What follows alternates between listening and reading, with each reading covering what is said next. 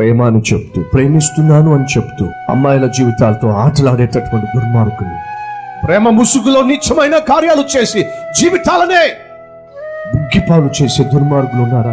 ఎంతమంది చెల్లెళ్ళు చదువుకుంటున్న కాలేజీలో, ఉద్యోగం చేస్తున్నటువంటి చోట ఎవడో కాస్త ఫ్రెండ్లీగా మాట్లాడుతున్నాడు, ఎవడో కాస్త ప్రేమగా మాట్లాడుతున్నాడు, ఎవడో కాస్త ఆసరాగా మాట్లాడుతున్నాడు, ఆదరణగా మాట్లాడుతున్నాడని వారి మాటలకు ఉప్పొంగిపోయి, వారి మాటలకు లొంగిపోయి, వాని మాటల వెనుక, ఆ ప్రేమ కబుర్ల వెనుక వారు పొంచి ఉంచిన ఉచ్చు ఏమిటో, పన్నాగము ఏమిటో గ్రహించకుండా జీవితాలు నాశనం చేసుకుంటున్న అబ్బాయిలు అమ్మాయిలు ఎంతమంది లేరండి?